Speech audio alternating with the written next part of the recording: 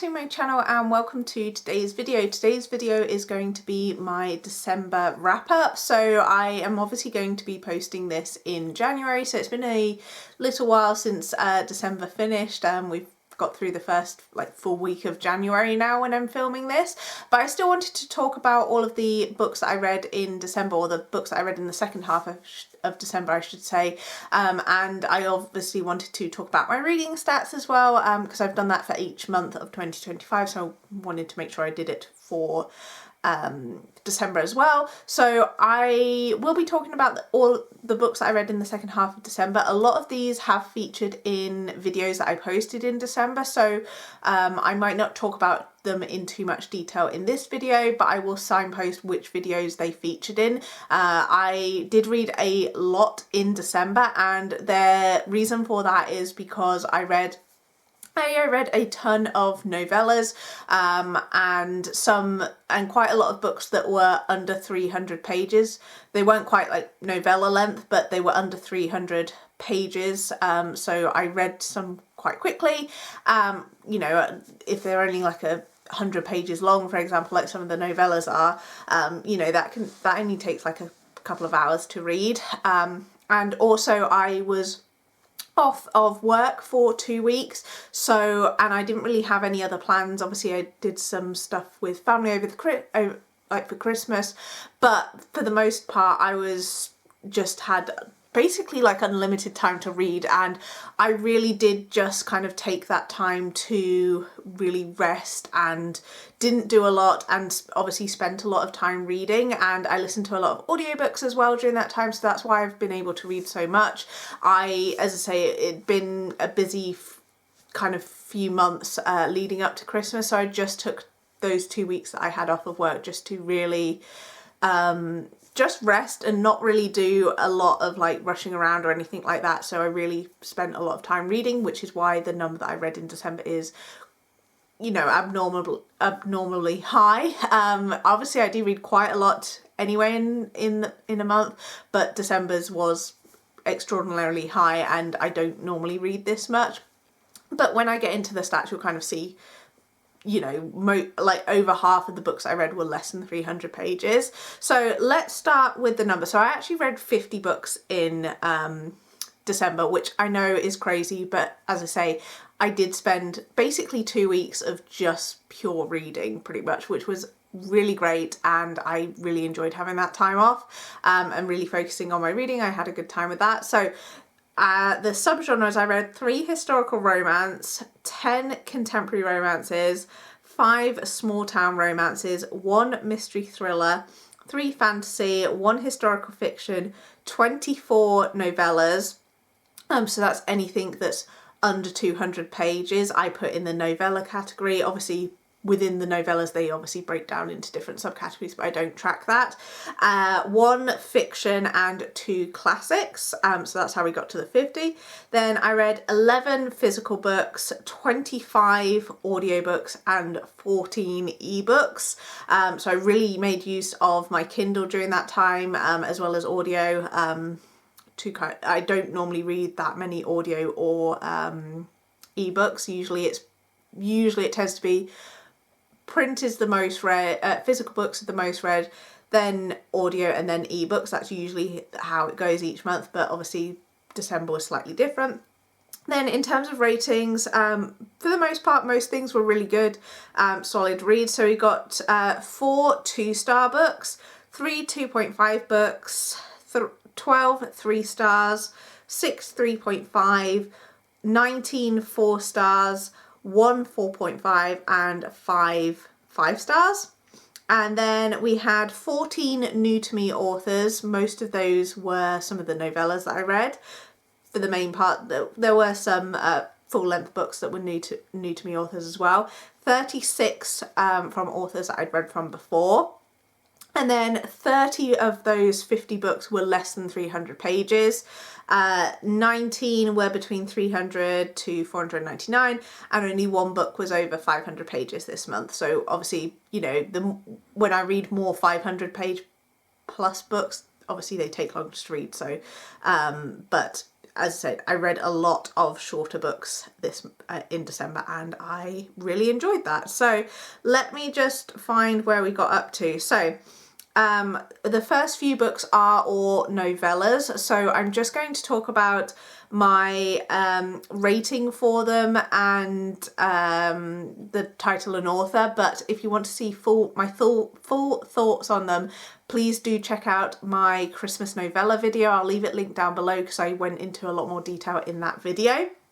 So we had Captured by Krampus by Megan Linsky, which I gave 2.5 stars to, and I listened to that one on audio.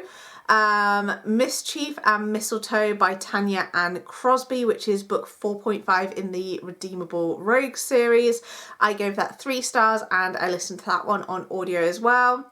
Hunted in Holly by Leanne Bell, I gave 3 stars to, and that one I also listened to on audio, and all 3 of those feature in the novella video that I mentioned. Then we have Good Spirits by BK Borison, and I gave this one 4 stars. I was a little bit disappointed with this one. I was expecting to really love it because I'd heard so many people talking about it, really hyping it up and saying it was like one of their best favourite books of the year, and made it onto their favourites of the year list. But I didn't hate this book by any means, but I didn't love it as much as I was hoping to. So this one we follow, what were the characters' names? Harriet and Nolan. And Nolan is a ghost of Christmas past, and he is sent to haunt Harriet for the festive season, and neither of them can really figure out initially why he has been sent to haunt Harriet. So obviously it takes on the premise of A Christmas Carol, where the ghosts of Christmas past are tasked to go to visit people during the Christmas period and show them their past and show them like the error of their ways so that they can improve upon themselves going forward. But they can't really work out why he has been sent to haunt Harriet, because she is on paper like the perfect person ever. She's always kind, she's always helping people, and all of that sort of thing. So they can't really work out why he has been sent to haunt her, and then it turns out that she is actually supposed to help him, and it's obviously their romance, and it took a really long time to get into this one, I would say. The romance in here was fine, it was solid, and obviously we knew that there was going to be some sort of conflict with the fact that he is a ghost of Christmas past and she is obviously human. How is that going to work? And I just feel that the kind of conclusion of this wasn't the most satisfying. So this one was good, but not my favourite. I've definitely read books that I've liked more from BK Borison. I do still want to continue on with this series. There is going to be a second book called Grim Tidings, which is going to follow one of the Reapers that we see in this book, and I'm definitely interested to continue on with this series because it is an interesting world that she's created here, so I do want to see how she kind of expands on that in future books. But this one was a little bit, although I enjoyed it, it was still a little bit disappointing because so many other people had been like raving about it. This one also featured in one of my Christmas reading vlogs. I did a few different ones, so I will link my Christmas reading vlogs down below because some of these books will have featured in there as well. Then we have All Together for Christmas by Sarah Morgan, and I really enjoyed this one. I gave this one 5 stars, and I mentioned it obviously in my 5-star reading video and also in one of my reading vlogs. But this one follows the perspectives of 4 different women that are part of this family, and they are obviously all travelling home to like the family home for Christmas, and we see each character and their own little they've obviously got their own lives and their own kind of subplot going on, and then we see the family coming together for Christmas, and I just really liked this one. I think this one touched on a lot of things that I found really relatable, and I really like seeing that kind of big family Christmas. It definitely gave the kind of cozy Christmassy vibes that I'm looking for in a Christmas read. This one I would say does lean more to women's fiction rather than romance, but there is a romance within this book, but I would say obviously there's a lot of other things going on as well, and I did really enjoy this one and had a great time with it. And I was quite surprised as well that I ended up giving it 5 stars, because I thought I would like it because I've read Sarah Morgan in the past, but I didn't expect to love it as much as I did. So I'm really glad that I did pick that one up. Then I read Violet Thistlethwaite Is Not a Villain Anymore by Emily Krempholtz, and I gave this one 3 stars. This one is a kind of cozy-ish fantasy with a little bit of romance, and I just thought this one was okay. This one follows Violet, who at the beginning of the book, she is kind of she is a witch and she has been using her powers for bad, but she wants to get out of being a bad witch and become good, and so she escapes. There's like this evil sorcerer type character that she'd been kind of involved with. He'd kind of taken her in and raised her as like his own, as if she was his own, and so she'd done a lot of bad things because he'd kind of forced her to, and he'd kind of said that that was kind of like her only option sort of thing. And I thought this one's okay, that she ends up having a romance with she opens up a flower shop and ends up having a romance with the person that owns the shop next door, who is also her landlord. And there is things going on in the town where there's this kind of like bad magic, so it's causing this like blight on the town, and they have to kind of figure out what's causing it and how to put a stop to it. This one was okay. I liked the cozy vibes to it, but the romance element I feel was quite weak, and just overall it was like an okay read. I liked it at the time, but it's not like super memorable to me, but it was a fine time. Then I had Kiss of a Duke by Erica Ridley. This is book 2 in the 12 Dukes of Christmas series, and this one I gave 3.5 stars to, and I'm pretty sure this one was also in my novellas video. I'm 99% sure, but I'll mention it here because I can't quite remember if I did include it or not.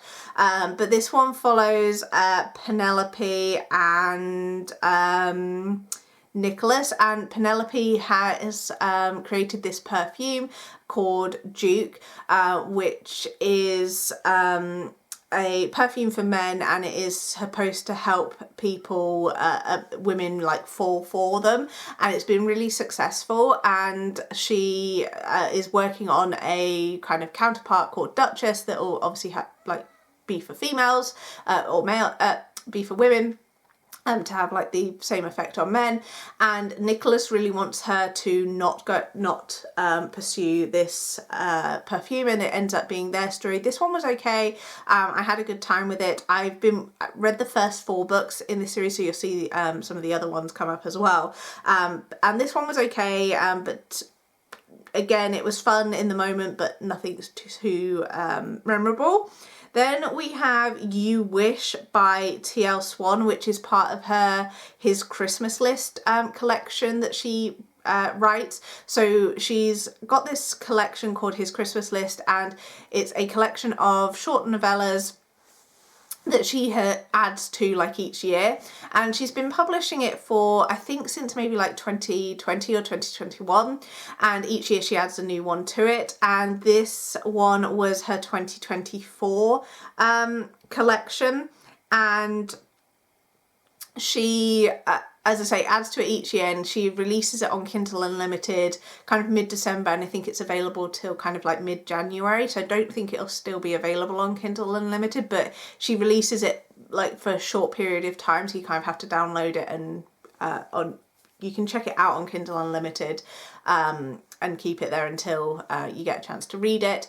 And as I say, this was one of the 2024 stories, and I did read it in 2024, but I couldn't find my ratings for it, so I wanted to reread it, and I read both of the 2024 releases, and this one I really didn't love. The premise is very similar to some other things that I've read, but we have Emma who is traveling somewhere for over Christmas, and she ends up leaving her purse in the bar at the airport. I think she manages to do one flight. She manages to get on one flight, and then there's like a connecting flight to get her to the her final destination, but she leaves her purse in the bar at the first airport, and so there's no flights when she gets to this next place. So she goes to hire a car, but then she finds out she doesn't have her purse, so she can't hire the car.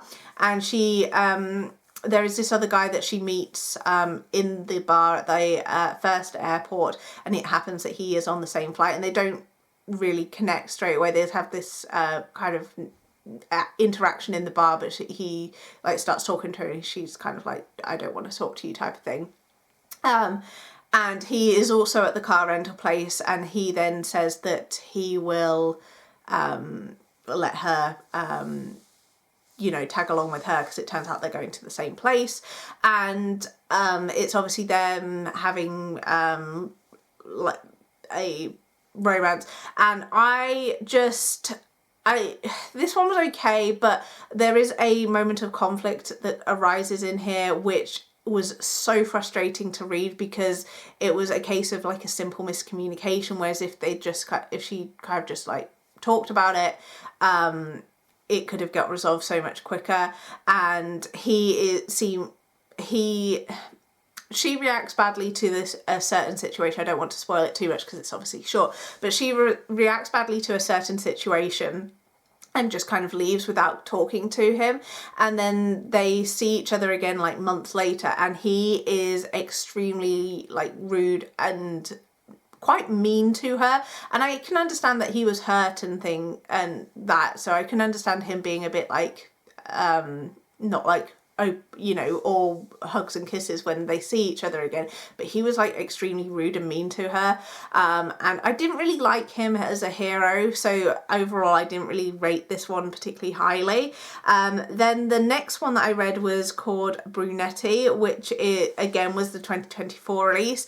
This one I did enjoy and gave it 3 stars. This one is actually it was originally created as a like teaser for a book that she was working on, but she has not yet released this book, and I don't know if she is still planning to. I've not seen any kind of talk about this one coming out at all, which is a shame, because I really did enjoy the setup for this one, and I would definitely like to see the full-length novel for this. But this follows Hallie, and she is in Italy. I can't remember, I think she's got like a new job out there. So she's in Italy, and her and her friend go to this club, and they see this guy there. He is very, he's like in a suit, and he's potentially got ties to the mafia, it's like hinted at, and they kind of connect. And then she goes on this speed dating thing, and she sees this same guy again, and they start kind of dating, but it turns out that they are actually twin brothers. So the guy that she met in the club is not the same guy that she met at speed dating, and she ends up going to a family dinner, and then it gets revealed that they are twins, and she's dating one but thinks that she's dating the other, and it ends on obviously like a cliffhanger, because as I say, it's like a prequel novella type thing to the start of a full-length novel, and I really want to read that because I think it'll be so interesting. But as I say, she's not made any announcements about when that will be coming, and that got released in 2024, so I'm not sure if we are going to see this or not. I really hope we do at some point, but as of yet, no announcements. Then I read Hazardous to a Duke's Heart by Sabrina Jeffries, which is book 1 in the Lords of Hazard series, and I gave this one 4 stars. I did really enjoy this one. This one follows what was his name? Jonathan and Victoria, and Jonathan was a prisoner of war. It's set during the Napoleonic Wars, so like time period, and he was out in France doing like a European tour. A lot of the young English nobility got sent to do like a European tour, and he got sent off with his tutor on this tour. I think before the war started, and then the war started, and then they ended up getting captured and becoming like prisoners of war over there, and they tried to escape from this prison town. So they in France, any English civilians that were over there when the war started, they had these prison towns where they could still kind of roam freely and could go about in the town as normal, but they were obviously they weren't allowed to leave the town, and there were obviously strict rules that they had to follow, and they ended up not following the rules. They ended up trying to escape, and then they got captured and taken to a actual prison where they were obviously locked up and treated quite terribly, and that is kind of explored in there. So if that is something that could be difficult for you to read, you may want to skip over that, but that's only like a small portion at the beginning of the book. And his tutor ends up dying in captivity right at the beginning of the book. It kind of talks about their experience in prison, and the war then ends right as his tutor dies. And so he obviously then goes back to England and has to like reintegrate in society, and obviously learn to follow society's rules again, because he's been spending so many years surrounded by prisoners and predominantly men. He then has to remember how to like act in society, and remember like how to speak around women as well, because obviously back then they would have not been selective with what they said, and obviously minding their language and things like that. So he has to learn all that again. And his family have whilst he's been away, his father has passed away, and then his stepbrother, who became the Duke, has also since passed away, and so now he is the Duke. And I think it was a Duke. Yeah, I'm pretty sure it was a Duke. And he then is like the head of the family again, and has to obviously help find his sister a husband. She's on the marriage mart, and her sister has had a governess during that time, and that's where Victoria comes in. Victoria was actually Jonathan's tutor's daughter, and when his tutor was dying, he made a promise to the tutor that he would look after his daughter, look out for his daughter, and obviously find her a husband. And it ended up being their romance, and I did really enjoy this one. I like the romance between these two. This one is on the shorter side, it's under 300 pages, so I would have maybe liked to seen a little bit more, but overall I had a good time with this one, and I would definitely recommend it. I'm interested to see the next book that comes out in this series, because we are introduced to some of Jonathan's friends who were in the prison with him, and I believe that they are each going to have their own books, and I suspect one of them may end up with Jonathan's sister. That's kind of like teased in this book. I don't know for definite that is going to happen, but it was kind of like teased and hinted at, so I'm interested to kind of see that in the future. Then I listened to Wish Upon a Duke by Erica Ridley, which is book 3 in the 12 Dukes of Christmas series, and I gave this one 3 stars. This one follows Gloria and Christopher is Nicholas's brother that was in book 2. And this one is about Christopher, and he has always been like looking for a wife. Compared to Nicholas was a bit more of a rake and wasn't really looking to settle down, whereas Christopher really does want to find a wife, but he is deemed to be the like less attractive of the two brothers. And so now that his brother is obviously all married off, he's thinking that he's got like a good chance of finding a wife. And he loves to travel, and he wants to find a wife that will share his love of travel. And then he meets Gloria, and Gloria is someone who doesn't want to travel. She has her reasons for not wanting to travel, but I won't go into those too much because I don't want to spoil it, because there's obviously a background to why she doesn't want to travel. So he doesn't think that there's going to be anything between them, but it's obviously their romance. I like this one. This one's probably one of my least favourite from the series, but I did have a good time with it still. It was okay, just not my favourite. Then I read or listen to book 4, which is Never Say Duke, book 4 in the 12 Dukes of Christmas series by Erica Ridley. And this one follows Virginia and Theodore. And this one, Theodore is injured and he is kind of recuperating in the countryside, and he's got quite severe injuries, so he's kind of kept himself to himself. And then Virginia turns up and she is very much a sunshine character. He's definitely grumpy, and she ends up kind of almost like taking over his life and starts caring for him and helping him with his injuries. And initially Theodore is very resistant to her. He doesn't want her help, and he finds her kind of a bit overbearing because she's like very much over the top, and he's very grumpy and wants to be like left alone. But she quickly wears him down and they end up falling for each other. And I really like this one, and this one I think is my favourite that I've read so far. I do plan to continue on with the series, but probably won't be until this December when Christmas comes around again. But yeah, I liked that one and would definitely recommend it. Then I listened to The Best Worst Christmas by Kate Forster. This one I gave 4 stars to, and this one is about Lily and Tom. And Lily and Tom dated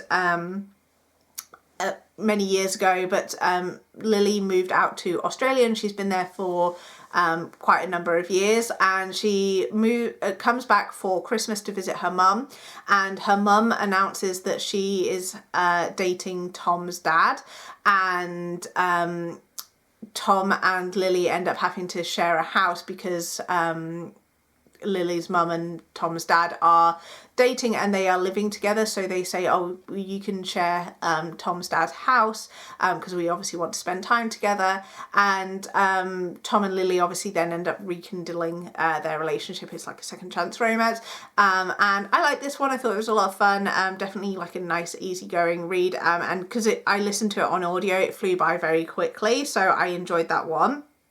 Then I read A Forever Kind of Kiss by T.L. Swan, which was her 2025 addition to his Christmas list collection, and I didn't like this one and gave it 2 stars. This one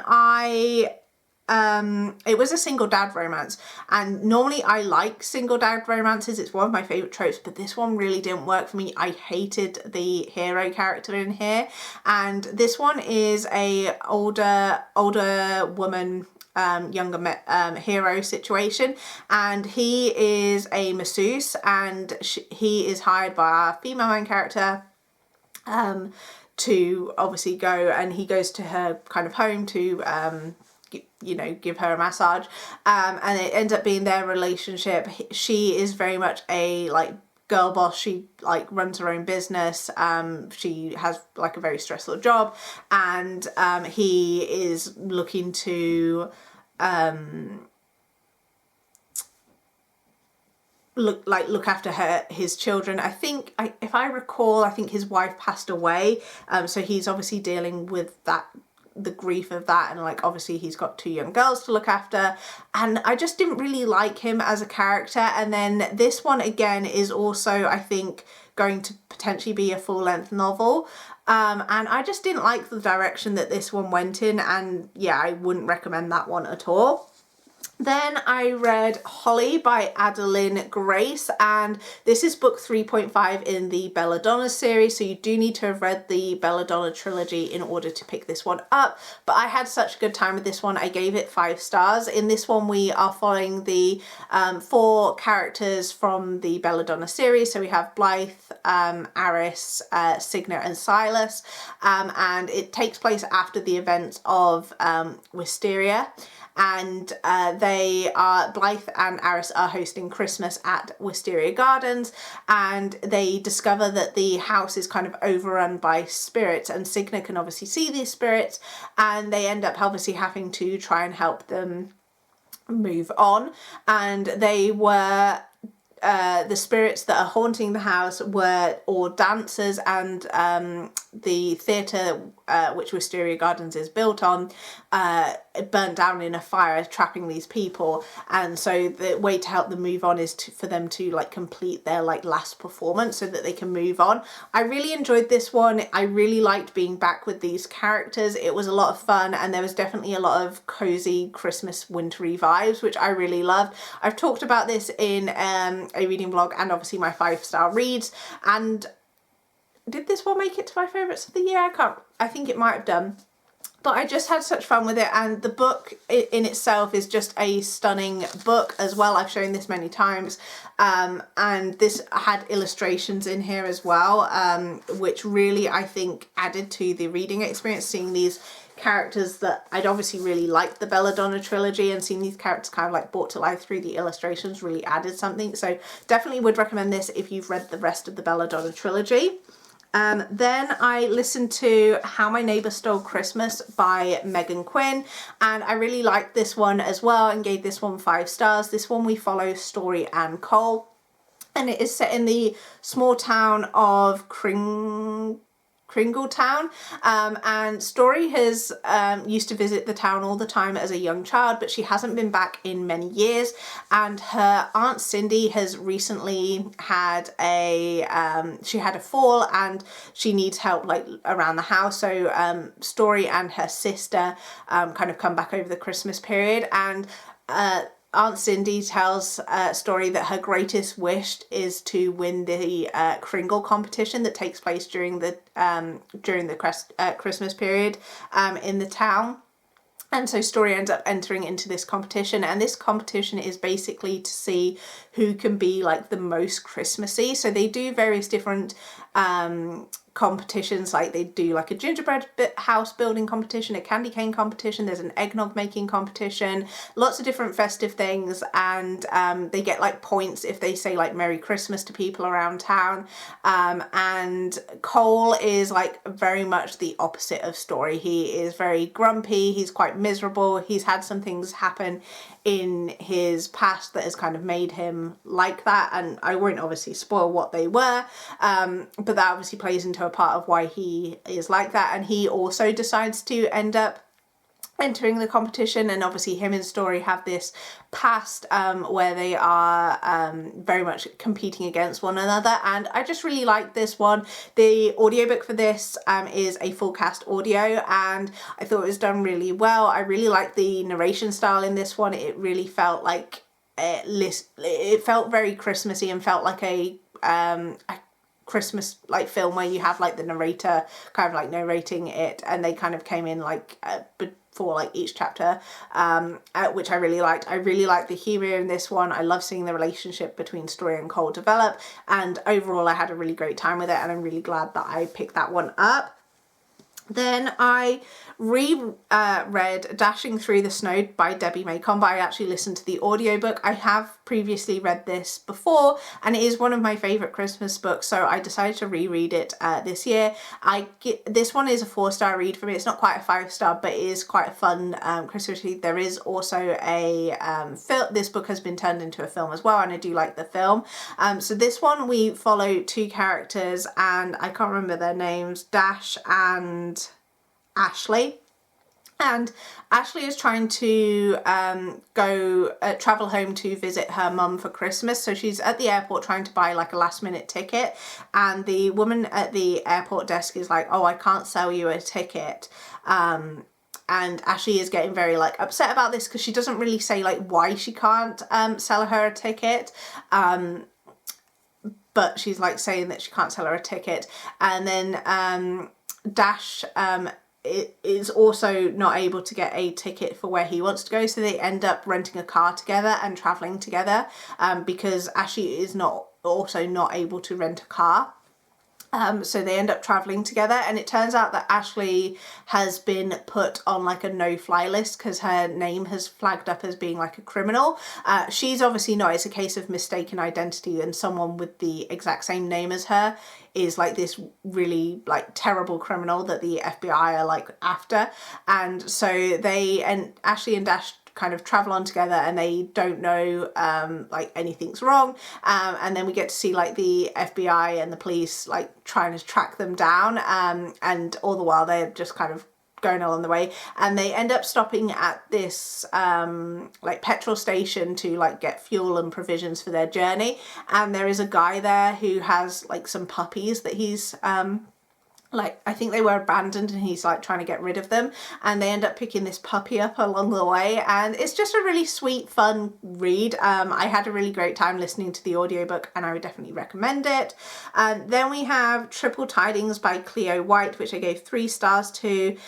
This one again does feature in my novella video, but just to kind of quickly kind of give a brief synopsis about it, we follow I can't remember what her name is, but we follow this character who runs a bed and breakfast, and she's always kind of vowed never to get like involved with her guests, but there has been 2 exceptions to that rule, and it turns out that they are going to be the only 2 guests staying over Christmas, so they end up spending some time together, and this was just okay. Like, it was a 3-star read. I've read better from Cleo White in my opinion, but it was fun. It was a quick, short, easy read.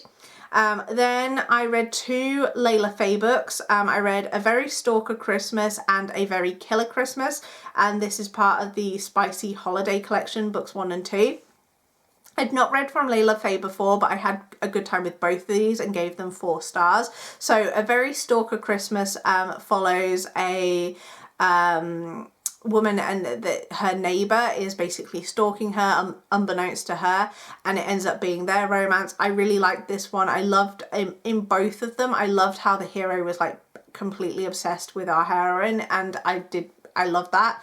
And it's just it was a light, although it was a stalker romance, it was still quite light and fun and a short, quick read. And then A Very Killer Christmas, we have our hero who is a hired killer, and he is hired to kill this guy, and he's made like a pact with himself that he will only ever kill the people that he is hired to kill. But it turns out there is a witness who witnesses him killing this guy, but because of his pact he doesn't kill the witness, and obviously they report it to the police, so he kind of goes on the run, and he ends up going into the house of our heroine, and it ends up being their romance. He ends up basically staying, and she's a bit of a shut-in, and she has her reasons for that, and yeah, it's their romance. And again, I loved how obsessed he was with the heroine, and he would like do everything for her, and I absolutely love that. So I really want to read more from Layla Faye in the future. Then I listened to Inner Holidays by Christina Lauren. This one had been on my TBR for ages, and I gave it 3 stars. This one was okay, but it has one of my least favourite tropes, which I didn't actually know going into it. It has the Groundhog Day trope, which I really despise, because I find whenever I read any Groundhog Day books, obviously the nature of the story is that they're stuck reliving the same day over and over again, and I just find that gets very repetitive and I get bored.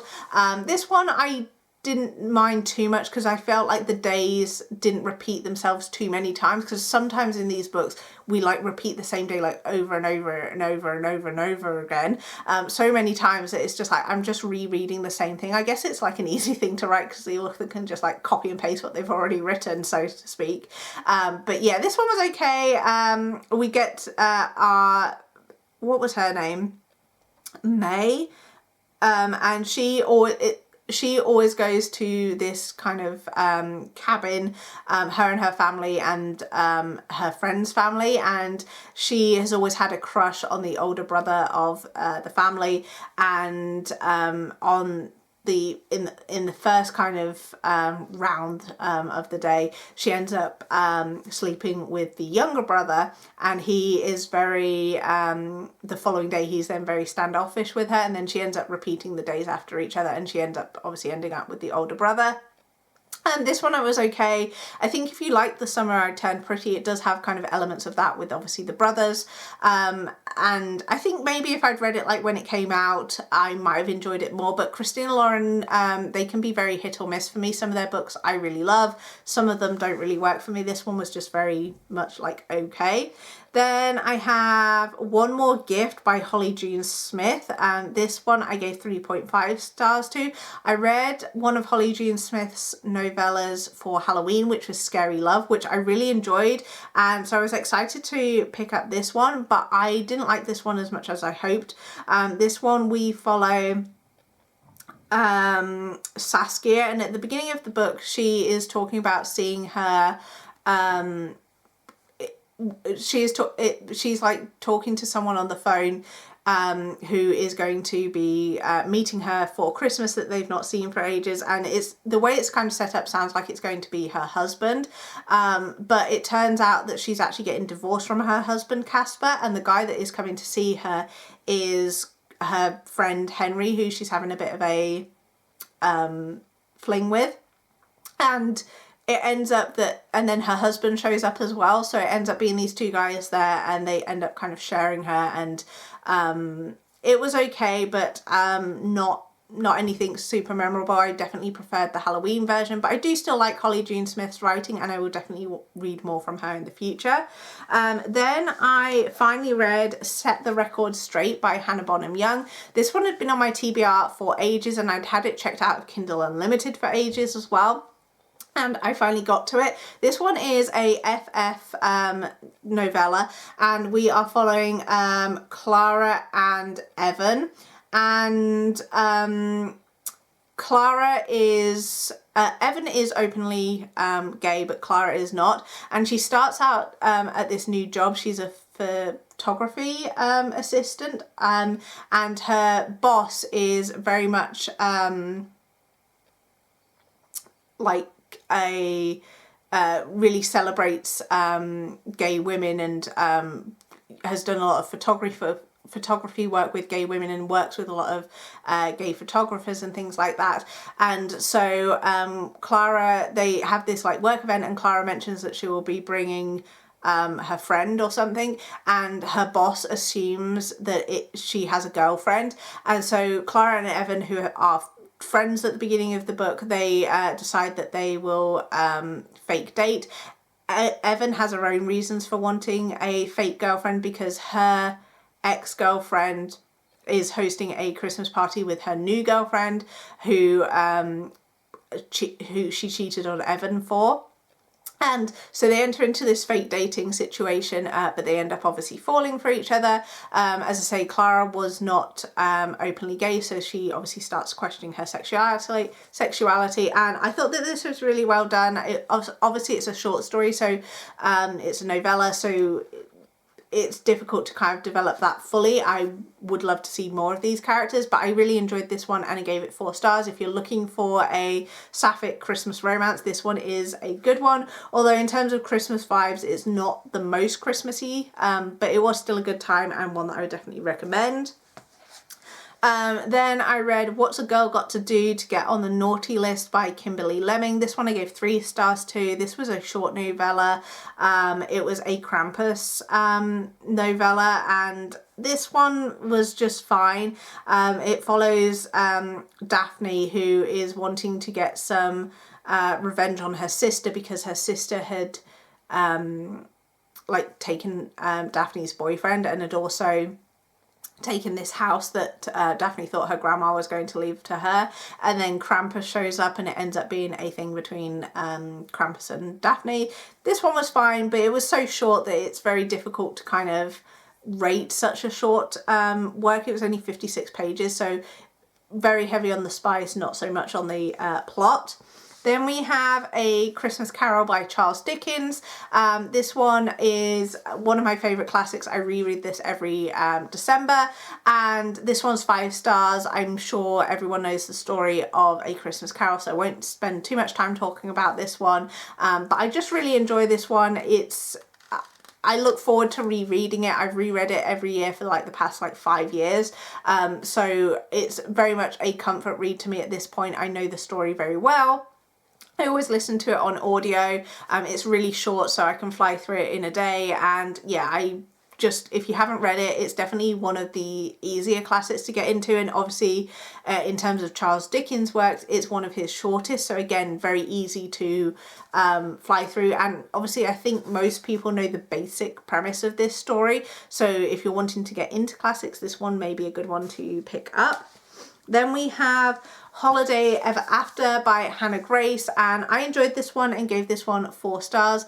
This one we are following Clara and Jack, and Clara is works for this toy company called Davenport's, and they're like a very big global company, and they appear to have stolen the idea for a doll that Jack produces. So Jack lives in this small town, and he creates this doll, and he obviously hand makes it, and a lot of like work goes into it, and Davenport Toys basically steals the idea and like mass produces it, so like makes it out of plastic, makes it as cheaply as possible, all of that sort of stuff that we know big companies do. And one of the local women from the small town goes on to social media like blasting Davenport's, saying like how terrible they are, and it's basically a big PR nightmare for the company. And so they send Clara to the town to kind of like work like PR magic and kind of diffuse the situation, make Davenport like look good again, and it ends up being her and Jack's relationship. And I really liked this one. It did take a little while to get into it, but overall it was definitely a good read. I liked the small town, and I liked seeing the relationship between Clara and Jack develop. I also really liked that Clara helped out other people in the town, so there were other small businesses, and she kind of helped them and gave them like tips on how they could like improve their small business as well. So overall, really enjoyed this one, would definitely recommend it. Then I listened to A Seasonal Pursuit by Rebecca Connolly, which is book 1 in the Regency Christmas Bride series. This one we are following Rose and Webb, and at the beginning of the book, Rose is told that in order to inherit money from, I think it's her aunt, she needs to be married, and so she ends up going off to this house party where she is going to, she doesn't really want to get married, she kind of wants to kind of be alone, but she ends up meeting Webb, and they become kind of friends, and she tells him about the fact that she has to find a husband in order to inherit this house from her aunt. And he says that he will help her find someone like suitable and like steer her away from any unsuitable matches, and obviously it's their story. Webb is a widow, and he kind of realizes that his young children need a wife, but he's not really ready to look for a new wife, and then obviously he ends up meeting Rose, and obviously they end up falling for each other. This one was a fun read. I really liked this. It was a 4-star read. I liked the house party setting and thought it was a good time. Then I listened to Merry Christmas, You Filthy Animal by Megan Quinn, which is book 2 in her Kringletown Christmas series. I gave this one 4 stars. I didn't like this as much as the first book, but I did still have a good time with it. Again, the audiobook is a full cast narration, and this one follows Atlas and Betty. And Atlas is introduced in the first book because he is Cole's best friend, and he works on his parents' Christmas tree farm, and he one day wants to take over the running of the Christmas tree farm. And Betty comes to town, and it looks like she is planning to open a rival Christmas tree farm, and Atlas obviously wants to make sure that that does not happen. So he devises this plan where he is going to basically seduce Betty, and so to like distract her from wanting to open the Christmas tree farm, and then he's gonna like break her heart so that she like leaves town, is basically what he plans to do. And he does rope in Story to trying to help him, but it quickly becomes clear that he is very much attracted to Betty, and it is obviously their romance. I liked this one. The humour in here wasn't quite to the same level as the first book, and what I liked about the first book in terms of the little competition that was going on, this one just didn't feel as fun as the first one, but it was still an enjoyable read and one that I would definitely recommend. The audiobook is definitely the way to go with this series. Then I read Winter Wishlist by Elliot Rose, which I gave 3 stars to. This one was okay, but I read this like on the back of reading what was it, A Seasonal Pursuit, and that was very wholesome, and like there was no spice in that at all. And then this one was like pure spice, and I would have liked to have seen I would have probably maybe liked to have seen this as a full-length novel, because I think if it had been longer it would have had time to develop the relationship between the characters a bit more. But we follow, I can't recall what her name is, but we follow this woman, who is spending Christmas alone. She's going to this small town to spend Christmas alone, and she's in the book, at the beginning of the book, she's in a bookshop buying loads of books. She's really into monster romances, and she meets this cowboy in the bookshop, and they have this kind of interaction, and she mentions that her ex-boyfriend is in town and has just it's just been announced on social media that he has just got engaged, and they've not been broken up for that long, so she's has complicated feelings about that. She's not really still in love with him, but she does feel a little bit hurt because she is very single, and he's obviously very clearly moved on.